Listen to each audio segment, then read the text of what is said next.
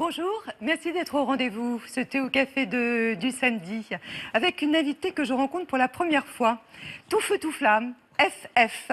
Florence Foresti est avec nous ce matin. Elle fait ça le comble quand elle est humoriste. Bonjour Florence. Bonjour. Allez, on s'embrasse. On ne se connaît pas, mais on s'embrasse. Non, je suis ravie. On s'apprécie. Hein. Énormément. Florence, en effet, là, vous êtes en tant que comédienne et non pas en tant qu'humoriste sur ce plateau de thé au café. Alors, c'est un pari. Vous avez les chocottes, comme on dit? Pas vraiment. Je les ai eus tellement avant, parce que moi, je suis quelqu'un qui anticipe beaucoup, qui appréhende aussi beaucoup. Donc, j'ai vécu toutes les formes d'appréhension possibles en acceptant de faire ce film. Et maintenant, écoutez, il faut que je lâche prise. De plus belle, c'est un premier long métrage. En plus, vous avez confiance à une réalisatrice qui s'appelle Anne-Gaëlle Daval. Alors, vous êtes en bonne compagnie de Mathieu Kassovitz. Vous êtes en compagnie de Nicole Garcia aussi. Et puis d'autres, on va les évoquer. On parlera évidemment du film. Vous savez, en fait, dans l'émission, on aime bien aussi un petit peu revenir en arrière. Alors, bien sûr que dans le film, vous avez un rôle quand même d'une femme qui est victime d'un cancer, qui doit réapprendre à vivre et à s'accepter, à accepter son nouveau corps. Quand on vous connaît, vous, en tant que femme, qu'est-ce qui est essentiel de savoir sur vous pour mieux vous cerner? Je crois que tout ce que j'ai envie de faire savoir, je le dis dans mes spectacles. C'est vrai que c'est très autobiographique. Oui, oui, toujours. Tout en, j'espère, n'étant pas trop impudique, parce que ça ne m'intéresse pas de me raconter de manière, on va dire, narcissique et impudique, mais j'essaye de me raconter dans les choses qui font que je ressemble aux autres. Enfin, voilà, j'essaie de me raconter tout en essayant de trouver des points d'accroche avec tout un chacun, quoi. Le dernier spectacle avait pour titre Madame Foresti. Qu'est-ce qui vous appelle Madame? De plus en plus de gens, malheureusement. C'est qu'à partir d'un certain âge, Madame devient un peu votre appellation principale. Donc, quand je me suis rendu compte de ça, je me suis dit, au lieu de le refuser, au lieu de le repousser, soyons-en fiers d'être une Madame finalement, de ne pas être une gamine, de plus être... forcément une demoiselle, quoi. Et je trouve qu'il vaut mieux l'assumer d'être une femme. Je trouve ça plutôt chouette d'être une madame. Vous avez grandi à Lyon lorsque vous étiez enfant. Les premiers souvenirs comme ça qui émergent, quand vous fermez les yeux, quel est le souvenir qui revient? De Lyon? Oh mon Dieu, j'en sais rien, tellement de choses. Moi, j'y ai passé plus que mon enfance, puisque je suis restée à Lyon jusqu'à l'âge de 25-30 ans. Hein, donc, il y en a énormément des souvenirs. Hein, ça va, de la première bicyclette au premier mari. Donc, il y a beaucoup de choses. J'habite dans une banlieue, on va dire, proche de Lyon. Et puis, une enfance très heureuse, très moyenne, c'est-à-dire l'enfance de beaucoup de gens. Qu'est-ce que faisaient vos parents? Mon père était industriel. Et puis ma mère était employée de bureau, voilà. Personne n'était dans le milieu artistique, ce qui ne m'a pas empêchée d'être attirée par le milieu artistique. C'est ça qui est merveilleux dans l'art. Votre père d'origine italienne? Oui. Qu'est-ce que vous avez conservé d'italien? Pas grand-chose à part l'amour des pâtes. Et puis la grande gueule, quoi. Quand je crie, quand je vais en Italie et que je vois les femmes, je me dis, oh putain, oui, ça y est, je me rappelle, je suis italienne. Parce que je trouve elles me ressemblent toutes. J'ai l'impression de me voir puissance 10.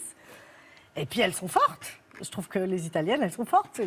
J'ai peut-être hérité de cette force, j'espère. Comment vous avez vécu la séparation de vos parents? Vous étiez jeune, hein, vous aviez 6 ans? J'avais 6-8 ans, oui, je sais plus. Je l'ai bien vécu. Je pense que c'est plus tard que j'en ai payé un peu le prix.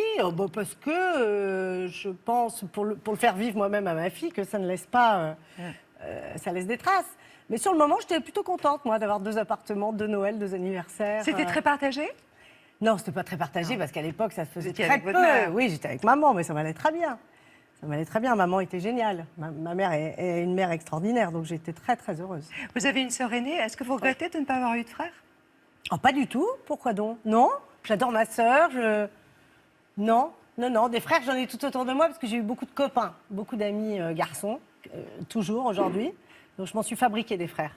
Vous vous souvenez de votre premier flirt? Première émotion? C'était pas terrible, moi. J'étais pas très douée pour le flirt. Précoce ou pas? J'étais très intéressée par les garçons. N'écoute pas ma chérie, hein. Même ma fille, regarde. Et les garçons s'intéressaient beaucoup à vous? Beaucoup moins. Beaucoup moins. En tout cas, ils s'intéressaient à moi parce qu'avec moi, ils pouvaient rigoler, jouer à plein de jeux, jouer au foot et tout. Mais moi, c'est pas ce qui m'intéressait chez eux. Non, j'ai toujours, été très, très, très intéressée par l'amour, on va dire. Mais mes premiers flirts, ils étaient assez catastrophiques, comme pour beaucoup de gens. C'est jamais chouette. On est un peu con, on est un peu empoté. Moi, encore plus. voilà, puis les garçons que je convoitais étaient plutôt amoureux de mes copines, donc c'était un peu compliqué. Vous avez une adolescence rebelle? Il y avait des interdits chez vous? Vous les avez transgressés? Bah pas trop, et je les ai quand même transgressés, donc je suis con parce que j'avais une mère qui me faisait extrêmement confiance. Une fois, je me souviens, avec ma sœur, on avait eu l'opportunité de faire le mur, on l'a pas fait. Parce que ma mère était trop sympa, on n'avait pas envie de lui mentir, on n'avait pas envie de la trahir. On se dit, bah, elle nous laisse bien assez de liberté, on n'avait aucune raison de se rebeller, en fait. Mais je me rebellais quand même contre quelque chose qui était plutôt un climat très libre, de confiance. Mais j'étais un peu con, je fumais des clopes, j'allais au café du coin. En faisant des choses Beaucoup trop jeune. Un peu illégales, même? Non, non, Vous non. auriez pu tomber dans la délinquance? Oh, Même pas. tellement pas, mais tellement pas. Je suis une peureuse, moi, quand tous mes copains ou mes copines partaient faire du stop. Je disais, mais vous êtes fous! On va se faire enlever! Oh non, je reste à la maison. Donc, j'étais pas du tout risque-tout. J'étais déjà... J'ai jamais été très courageuse. Ah voilà, oui, donc j'étais pas très... Non, j'étais pas intrépide. J'étais un peu con, mais j'étais pas intrépide. Donc, je faisais pas de choses dangereuses pour moi. Voilà. Vous avez eu un parcours classique, en fait, au départ, infographiste. Oh oui, moi j'ai passé mon petit bac, j'ai fait une petite école quand même de cinéma parce que je savais bien que, bon, j'étais un peu attirée par les arts Ça du vous titillait quand même. ça me titillait. Ouais. Je me disais, oh, je serais assistant réalisateur ou je ferais metteur en scène. Je n'arrivais pas à concrétiser mon désir d'être comédienne. Mais donc un parcours ultra classique, quoi, vraiment. Après, j'ai dû faire une formation en alternance pour être infographiste et puis voilà, je me suis retrouvée dans un bureau. Tout simplement, comme tout le monde. Oui. Alors, la suite est moins comme tout le monde, elle est quand même assez exceptionnelle. 5 événements marquants qui nous sont racontés par Laurence Boulet. Ah, t'es tout Foresti? Oui, je savais pas mal, mais elle est marrante. Oh putain, l'histoire de toute ma vie. Une vie résumée ce matin en 5 dates. 1998, premier pas sur scène à Lyon dans un trio nommé les Top Models. Vous avez demandé Savannah, vous êtes sur le fil rose. Demandez-moi ce que vous voulez, Savannah est à vos pieds.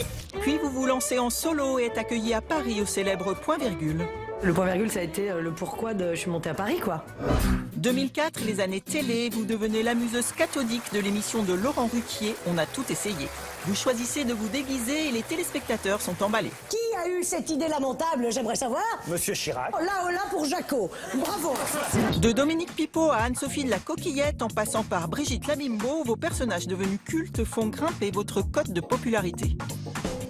2007, naissance de votre fille Tony qui vous inspire à un one-woman show décapant, Motherfucker. Ah bah le parc pour enfants, c'est la prison pour adultes, clairement. Alors on se regarde, tu sais, comme ça, entre condamnés à mort et on compatit, comme ça. Grâce à vous, la maternité est définitivement désacralisée. 2008, le cinéma s'intéresse à vous.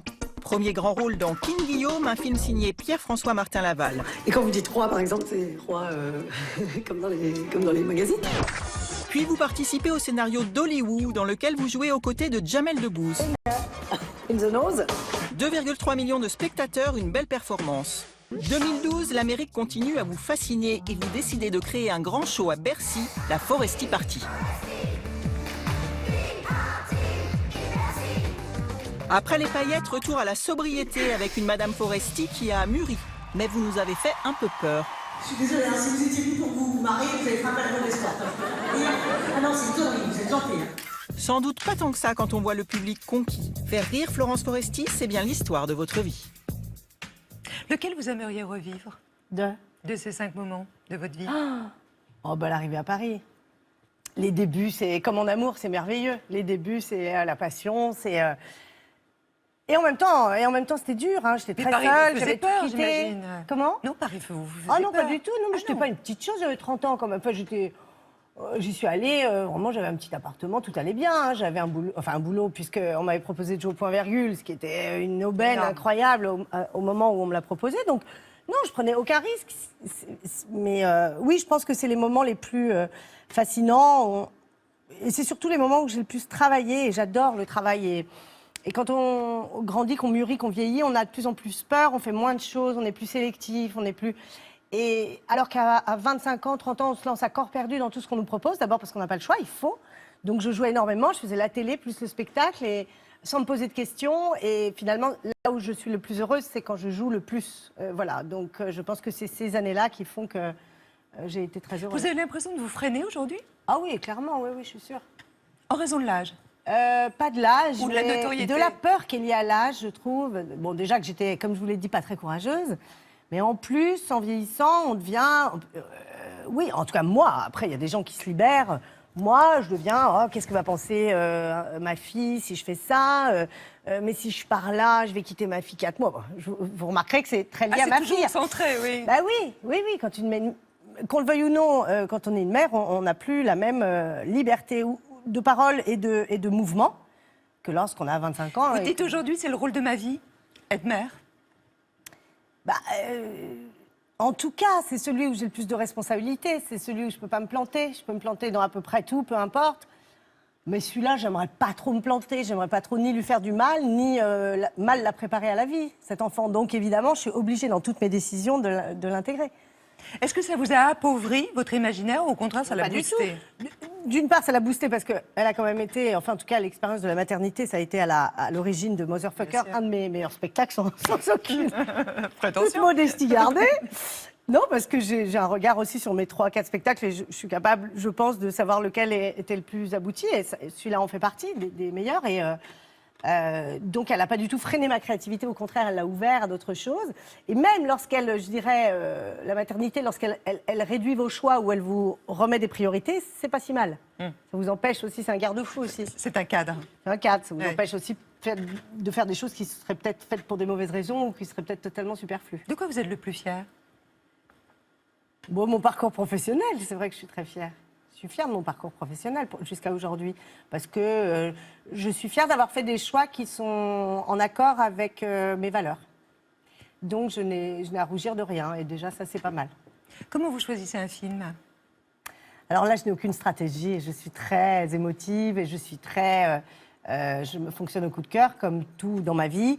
Ce qui fait que je fais des choix qui ne sont pas forcément les plus stratèges ou les plus carriéristes. Pas du tout, pas du tout. Et c'est le cas dans le film d'Angel, c'est que j'étais immédiatement séduite par le texte et c'est pourquoi je me suis lancée dans l'aventure, clairement.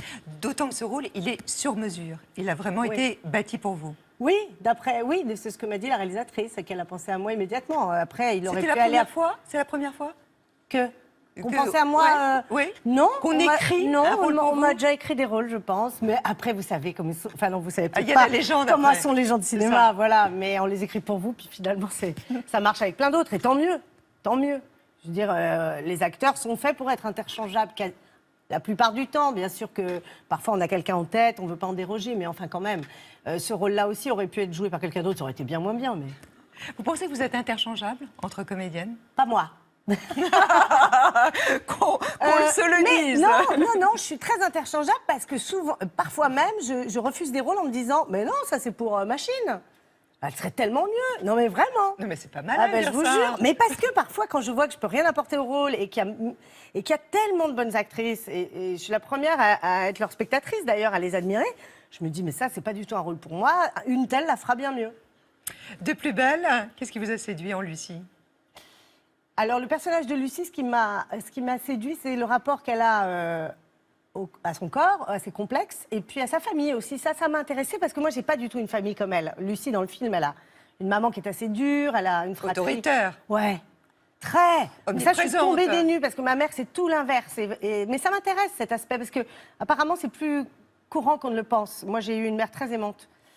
Mais ça m'intéressait d'incarner justement cette femme qui est un peu sous le joug de sa mère et qui a des complexes très anciens parce que, voilà, ça m'a touchée. Je pense que ça me parle aussi.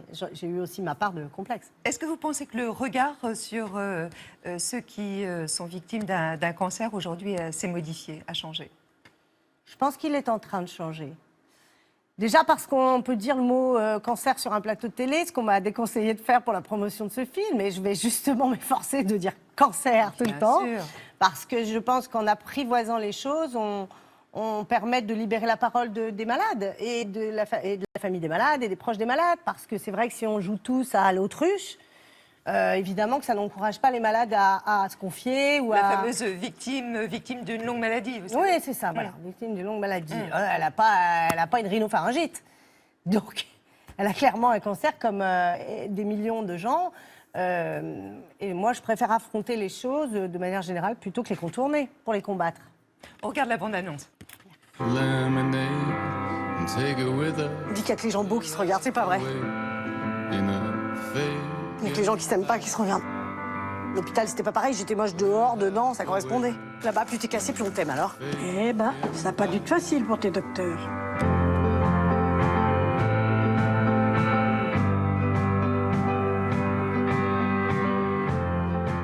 Qu'est-ce que tu fais là?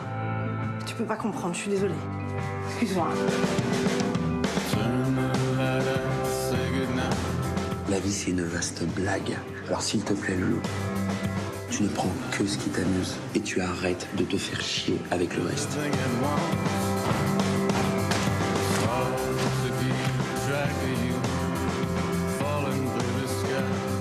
Personne ne sait comment profiter de la vie. Si on savait, s'il y avait une méthode, on serait tous en train de profiter.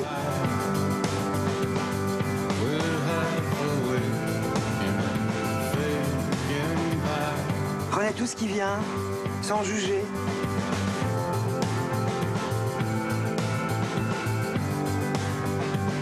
N'ayez surtout aucun regret. Sois tous avec toi. Sois tous. Nicole Garcia exceptionnelle dans Oui. une sorte de rôle de gourou. C'est elle en fait qui va vous donner, redonner la pulsion de la vie en Absolument. fait. Vous qui êtes assez pudique, il y a des scènes difficiles, notamment le striptease. Oui, c'est très dur pour moi. Mais je dirais même que le striptease, finalement, c'est pas le plus dur pour moi. Le plus dur, c'est évidemment tout ce qui n'est pas comique, enfin, ce qui n'est pas comédie. Et il n'y a quasiment que ça dans le... Alors, quand je dois pas être ludique, quand je dois être juste... ça, c'est assez difficile pour La moi. colère. Parce que, ouais. Ah oui, la colère, c'est dur. Mais je crois que c'est cette scène, quand je crie un peu là dans la serre, enfin, il y a un moment où elle se rebelle un peu contre sa mère, parce que sa mère n'arrête pas de lui. Ça, c'était dur pour moi. Elle est Parce castratrice, que la là- mère, hein. Ah ouais, elle est dure. Elle est dure. Et ça, c'était dur pour moi. Elle voulait que je me mette encore plus en colère, la metteur en scène. Et bizarrement, alors que je suis plutôt quelqu'un de grande gueule et tout, et ben la colère, c'est pas un truc qui me plaît des masses. Non, je me mets rarement en colère. Je fais tout pour pas me mettre en colère, ce qui fait que même dans un film, ça m'a fait bizarre.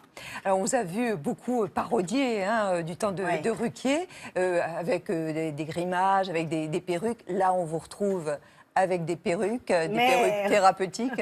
Ouais, ça, c'est moins drôle. Mais c'était le défi, c'était dur de mettre une perruque et que les gens n'éclatent pas de rire, même moi d'ailleurs. Très très dur ce choix de perruque, du coup, parce qu'il fallait pas que ça fasse sketch. En effet, moi, on m'a vu un peu sous toutes les coutures. Hein. On m'a vu blonde, on m'a vu brune, les cheveux longs, on m'a vu en Adjani, en Céline Dion, bref. Donc ça a été un sacré dossier, cette perruque. Il fallait bon, que ça soit pas très saillant, ça, on n'a pas eu de mal. Elle est vraiment pas... Et ensuite, il fallait qu'il y ait une amélioration. Là, c'est la belle. Là, c'est la belle Là, c'est perruque. la belle parce qu'en fait, le personnage de Nicole Garcia, en plus d'être professeure de danse et de striptease, elle tient une boutique de perruques. Et c'est comme ça qu'elle recrute, entre guillemets, en tout cas qu'elle prend contact avec ces femmes qui sont un peu toutes cassées par une quelconque épreuve de la vie d'ailleurs, hein, pas seulement la maladie. Et donc, c'est sous l'impulsion de Nicole Garcia que je m'améliore un peu. Est-ce que vous êtes fière, Florence, de ce film? Oui, je suis très fière de ce film. Je suis fière d'Anne Gaël, de son parcours, parce que ça fait 4 ans qu'on se suit pour enfin réussir à faire ce film. Elle est costumière au départ. Au départ, elle était costumière. Ouais. Je pense que maintenant, elle va être plutôt réalisatrice C'est sûr. après moi, parce qu'elle a beaucoup de choses à dire. En plus, elle écrit très très bien. Et elle s'est montrée vraiment très professionnelle dans la mise en scène. Quel Et rapport, c'est vous, Florence, vous avez avec la caméra? Là, vous avez une caméra, évidemment, sur un plateau de télévision, il y en a plein. C'est une amie. Elle peut être hostile. J'ai pas trop de problème avec la caméra, mais je préfère les regards humains. Ça, c'est du fait de la scène. J'aime trop les humains qui me regardent et qui rient, de préférence, que la caméra qui... Donc, il vous manque la finalement- réaction du public, un peu. Ah bah oui, ça Ouais. c'est dur pour moi. Et puis, oui, c'est un peu artificiel. Le cinéma, c'est le temple du faux, le temple du faux semblant. Alors, quand on fait de la scène où tout est assez vrai, parce qu'on ne peut pas on ne peut pas se défiler de la vérité, c'est un autre exercice, mais très plaisant aussi. C'est la collégialité qui est plaisante au cinéma. Dans la collégialité, on n'en a pas suffisamment parlé, c'est Mathieu Kassovitz. Ouais. C'est vous qui l'avez choisi comme Un partenaire. petit peu. Oh, Je l'ai bah ouais, suggéré. beaucoup. J'ai pas eu à plaider sa cause. Évidemment qu'Anne Gaël, il y avait même certainement pensé de son côté. J'ai juste appuyé, j'ai suggéré appuyer ce choix parce que. Alors, il joue le rôle d'un séducteur, ce qui Ouais. est quand même assez rare. Mm. Il le fait bien. Oui, il le fait bien, hein, c'est bizarre. On dirait qu'il s'est bien inspiré de sa vie, ce coquin. Ouais, il n'a aucune difficulté à se glisser là-dedans. Parce qu'il faut dire que votre personnage est en quête d'amour, évidemment. Ouais. Mais ce qui est marrant et qu'on ne savait pas, parce qu'on n'avait pas rencontré Mathieu l'une et l'autre avant le film, c'est que c'est un mec très féministe. Il ne le sait pas. Il ne le dira jamais. Mais alors, il n'y a pas un homme qui est plus intéressé par les femmes. Mais tout point de vue, pas seulement leur ce qu'on univers. peut croire. Ouais, il est fasciné par les femmes. Bien sûr qu'il aime les femmes d'un point de vue mâle, viril, mais il n'y a pas que ça. Il est profondément féministe. C'est une des raisons, je pense, pour lesquelles il a aussi accepté de se prêter au jeu de Clovis, du personnage. Alors, il a aussi accepté de parler de vous. Ouais. Ainsi que Elise et Moon. Quand je vous dis qu'il aime les femmes. Voilà, tous les deux, ils croisent leur regard sur vous, Florence. Mignon. Florence Foresti, pour moi, c'est une boule d'énergie, mais de doute aussi. C'est une faussarde. Elle a peur. Non, elle est très traqueuse. C'est une traqueuse. Oui, elle est anxieuse, mais c'est ça qui est bien. Il faut l'être. Avoir des certitudes dans ce métier, c'est horrible. Et c'est pas son cas. C'est Woody Allen. C'est-à-dire que si elle se fait une tache de peinture sur la main, elle va aller chez le médecin en disant qu'elle a un cancer. Voilà. Je sais pas si elle s'aime beaucoup, en fait. Je crois pas. Donc oui, il y a sûrement plein de choses qui doivent l'exaspérer chez elle. Elle veut qu'on la protège, elle veut qu'on lui dise qu'elle est bien, elle veut qu'on lui dise qu'elle joue bien. Quand elle dit... C'est la même technique que font les mômes de 7-8 ans, quoi. Non, je suis pas là, je sais pas dessiner. Mais si, tu sais dessiner. C'est pas que je pense que c'est un phénomène, c'est un phénomène. Oui, parce qu'il y a plein de nanas qui se retrouvent en elle, parce qu'elle est assez féministe, et les filles aiment bien ça. C'est une meuf, quoi, c'est une fille, c'est une vraie femme, c'est une femme qui donne son avis et qui ferme pas sa gueule, ça, on aime ça. Donc, ouais, j'aime tout le paquet. Je peux pas voir si elle a la grosse tête. Peut-être qu'elle traite mal les gens autour d'elle, j'en sais rien. Je crois qu'elle a frappé quelqu'un un jour. Non. Je réfléchis, hein, Florence. Pas la grosse tête, non. Mais disons qu'elle est prétentieuse. Non, elle est cool. Elle est très conviviale, et surtout, elle s'intéresse aux autres. Ce qui n'est pas souvent le cas chez certains artistes. Parfois, il y a un petit manque d'empathie. C'est pas le cas de Florence. Si, non, elle a un gros défaut. C'est son chien. Oh là là. Ah oui, son chien, non, mais moi, je veux plus qu'elle vienne avec son chien. Non, puis elle a une autre manie aussi, c'est qu'elle se ronge les doigts comme ça. Faut pas que tu fasses ça, Florence. Non, mais elle a tout pour être heureuse. Elle est mortelle, elle est super, elle est intelligente, elle est drôle. Donc, il faut que tous ensemble, on lui dise arrête de nous faire chier avec tes conneries. C'est quelqu'un que je vais regretter, quoi. C'est quand l'enterrement? Mais elle est pas morte. Elle est pas morte? Ah merde. Voilà, Ils ont tout compris. Il y a pensé que c'était une nécro. Non, mais ils ont tout compris. Hein. Ils sont trop marrants parce que... Donc, vous n'avez pas la grosse tête? Mais je suis prétentieuse, voilà. Et il a raison, il me connaît pas beaucoup Mathieu, mais quel enfoiré, parce qu'il est très observateur. Oui, c'est vrai que je suis prétentieuse d'une certaine manière. Vous avez besoin d'être très protégée. Oui, puisqu'il dit là, comme une gamine, oh, je sais pas dessiner, mais si, tu sais dessiner, mais c'est tellement vrai, et je l'observe même sur ma fille qui elle-même est comme ça aussi à cause de moi maintenant. C'est vrai que j'ai ce côté un peu, ouais, je suis un peu une gamine, ouais, je suis un peu une gamine. Et je fais un peu chier mon monde, c'est vrai. Je peux pas vous dire le contraire, je peux pas vous dire que je suis cool. Je suis un peu chiante. Il faut drôlement m'aimer pour me supporter. Mais 13 ans de thérapie, je crois, hein, c'est ça? Ouais, bah ça c'est pour cette raison. Ça n'a pas suffi. Mais vous savez profondément d'où elle vient, cette angoisse? Ouais, non, mais je crois que j'ai une envie de plaire qui est débordante. Et d'ailleurs, c'est très chiant parce que... Ouais, mais c'est très pénible. Alors, c'est bien quand je le transforme artistiquement en un spectacle, et voilà. Mais c'est vrai qu'il faut pas que ça déborde dans la vie. Remarque, je suis pas la pire, hein. Je suis vraiment pas la pire de... Qui est la pire? Hein? Je suis pas la pire. En vrai, franchement, les artistes, vaut mieux voir leur travail que les connaître dans la vie. Ça, c'est une évidence. Et moi, j'ai jamais prétendu... Je pense que dans la vie, je suis pas très intéressante. C'est pas très intéressant. Par contre, mes spectacles sont top. Oui, je suis prétentieuse, Mathieu. Mais l'humour, c'est une arme de séduction, je pensais. Ah bah bien sûr que c'est une arme de séduction, c'est bien pour ça que j'en ai fait mon métier. Quand je vous dis que j'ai, je pense, un désir de plaire qui est insupportable, c'est pour ça que je l'ai transformé en spectacle, en création, ouais. Et vous dites que vous avez un radar à macho, ça veut dire quoi? Ça fonctionne comment, les radars à macho? Bah, déjà, ils m'aiment pas et je les aime pas, donc on se le rend bien, quoi. C'est-à-dire qu'en général, c'est des hommes qui ne peuvent pas rentrer en contact avec moi. Et moi, je ne peux pas non plus rentrer en contact avec eux. Je les sens, c'est normal. Enfin, je veux dire, on le sent quand on n'est pas pris au sérieux ou pas considéré ou que... Ça vous arrive encore, ça? Bah, évidemment. Évidemment. ça se sent tout de suite, c'est immédiat. De toute façon, les vrais machos, entre guillemets, pas le macho publicitaire, le vrai macho, c'est-à-dire qui est vraiment persuadé que les femmes, c'est bien dans un certain domaine et point barre. Ils peuvent même pas me dire bonjour presque. Hein.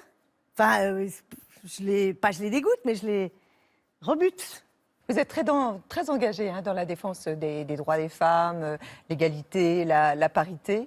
Vous êtes la marraine de l'Institut de santé génésique. C'est un centre qui est spécialisé donc à Saint-Germain-en-Laye, dans les Yvelines, qui est ouvert depuis 2014, dont avec une prise en charge des femmes qui sont victimes de violences. C'est vraiment un centre extrêmement utile. Et nous y sommes rendus. Ah, c'est gentil, on a rencontré 3 femmes, des témoignages recueillis par Laurence Boulet. Je me considère pas comme une victime, je me considère comme une survivante. D'ailleurs, je prends un risque en vous parlant. Ma vie, c'était un enfer. Je me suis dit, oh là, tu as 39 ans, faut que tu te réveilles. J'étais vraiment dans un état déplorable. J'étais à ramasser la petite cuillère, vraiment, moralement, physiquement.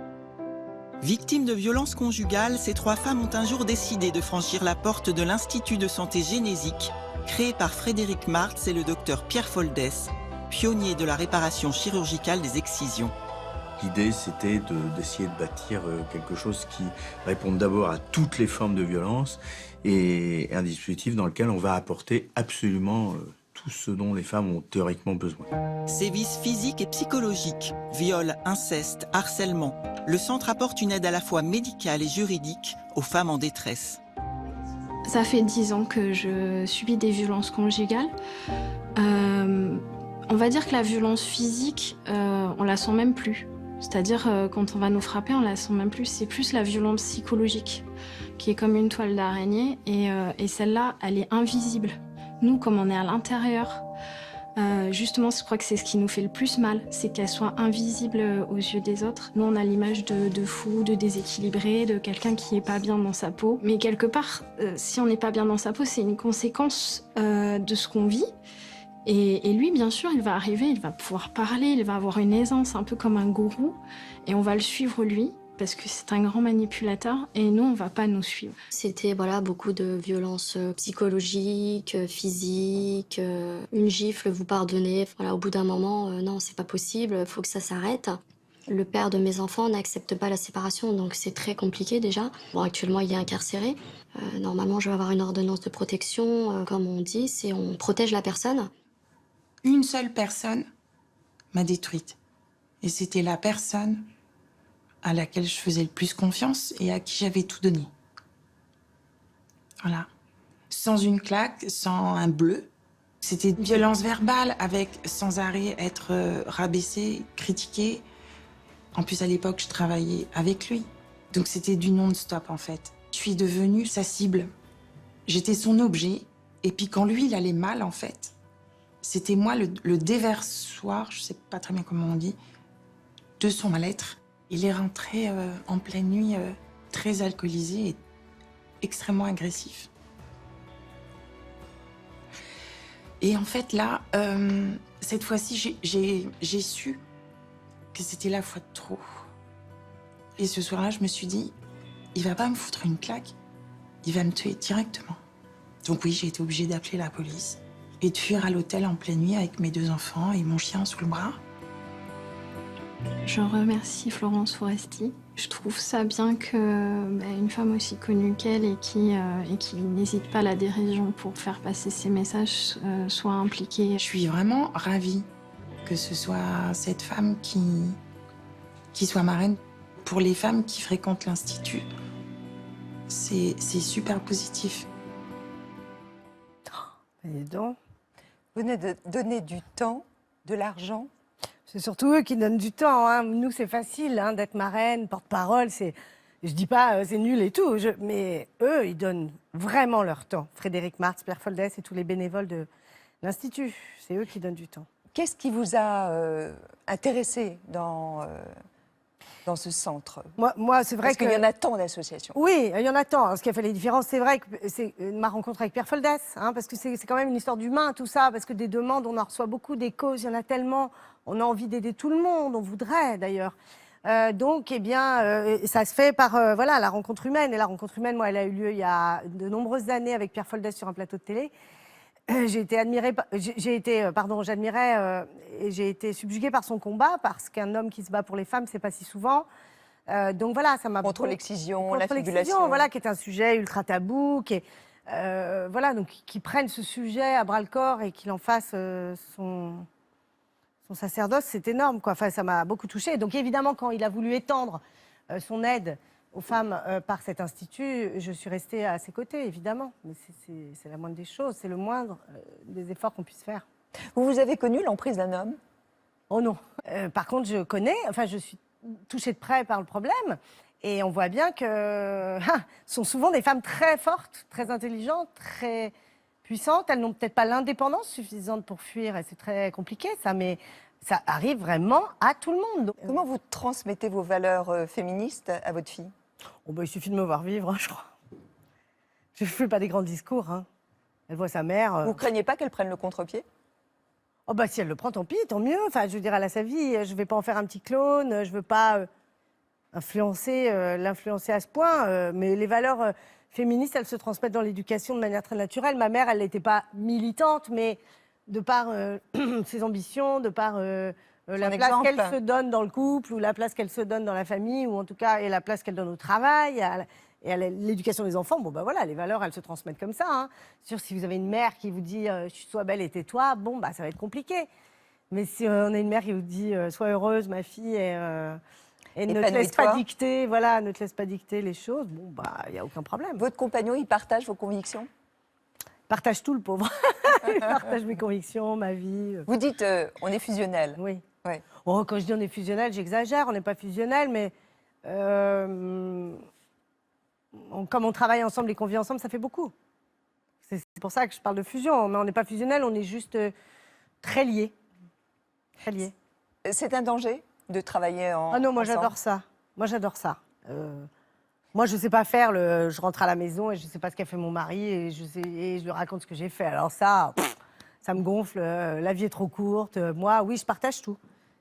Parce qu'en général, quand j'aime quelqu'un, je l'aime entièrement. Je l'aime, c'est que je trouve qu'il a du talent, c'est que je l'admire, c'est que j'aime son intelligence, donc pourquoi pas travailler avec. Enfin, pour moi, c'est quasi évident. Bon, c'est un peu facile dans notre domaine, c'est plus facile peut-être. Vous pourriez vivre avec un boulanger ou un garagiste? Oui, je pourrais, mais enfin, je deviendrais boulangère, ou alors je lui demanderais de venir faire des sketchs, quoi. Parce que j'aurais du mal à... Voilà, j'aime bien qu'on... Moi, si vous voulez, mon métier, c'est ma vie. C'est aussi simple que ça, mon métier, c'est ma vie. Donc, il faut se le taper au dîner, il faut se le taper au petit-déj, il faut se le taper la nuit. Mes angoisses, mes inspirations, tout. Il y a une épreuve... Oh là là. Ouais. Ah, mais c'en était une déjà, là. Hein. Oh, vous plaisantez. Non, je plaisante, bien sûr. Il y a un dos à dos. Ouais, j'adore. On y va? Ah ouais. Allez, attendez, c'est parti. Pardon. Deux ados avec vous, Florence Foresti, des réponses du tac au tac. Est-ce que vous avez déjà souhaité la mort de quelqu'un? Je crois pas, sincèrement, je crois pas. Hein. Est-ce que vous avez... Si, Trump. Mais je pense qu'il va se faire descendre. J'ai décidé qu'il allait se faire descendre. Bien. Ouais. Un tue-l'amour rédhibitoire. La bêtise. Qu'est-ce que vous faites des vêtements que vous ne portez plus? Bah, je les donne. J'en vends certains, j'en donne d'autres. Sur une échelle de 1 à 10, à quel point êtes-vous heureuse dans la vie? En ce moment, de 1 à 10, 8, c'est pas mal. Bien. Est-ce que vous aimeriez devenir et redevenir anonyme? Oh, souvent, oui, souvent. Souvent, j'aimerais bien. Ouais. Comme Daft Punk. Comme Daft Punk. Ouais, je les admire, ils m'énervent. Et leur idée du casque, putain, j'aurais dû l'avoir. Votre coin de paradis, quel est-il? C'est ma petite maison dans le sud, au bord de la mer, parce que c'est en pleine nature, parce qu'il y a la mer pas loin, et qu'on est quasi à poil. Hein, l'été, maillot de bain, moi, ça me suffit. Le maillot de bain à la Méditerranée, je suis contente. Un titre de film pour résumer votre vie, Sophie? Oh, Femme au bord de la crise de nerfs, peut-être. Qui tient la télécommande chez vous? On se bagarre. Et maintenant, c'est la petite, parce que les enfants commandent. Un service, Florence, que vous n'aimeriez pas rendre? J'aimerais pas avoir à tuer quelqu'un. Ça, je serais bien emmerdée. Ça, je saurais pas faire. Il paraît que c'est très dur de tuer quelqu'un en plus. Enfin, je veux dire, de doter la vie, c'est dur, hein, je crois. Ça se fait pas comme dans les films. Je peux pas parce que on tient à la vie, apparemment. Hein. La chose inavouable que vous faites devant la télé. Je fais dans la télé. Oh, bah, des fois, j'insulte les gens ouais, qui sont à la télé. Ouais. Je ne peux pas vous dire qui ou quoi. Non, mais pas vous, hein. La dernière fois, Florence, que vous avez pleuré. Moi, je pleure tout le temps. Quelle est la question que vous auriez aimé que je vous pose? Aucune autre que toute celle-là. Est-ce que Mathieu Kassovitz est prétentieux? Est-ce que Mathieu Kassovitz est prétentieux? Il est prétentieux, Mathieu Kassovitz. C'est pas vrai. La musique, surtout l'interprète qui vous rend joyeuse, est-ce que ce serait pas Madonna? Moi, je regarde un clip d'elle il y a 30 ans, je suis contente. Je suis comme si j'avais 15 ans. Mais il y a beaucoup de chansons qui me rendent joyeuse. Comme je suis hyper émotive, il suffit de me mettre une chanson supposée joyeuse et je suis joyeuse. Vous voyez ce que je veux dire? Vraiment, je suis ce qu'on me donne à entendre.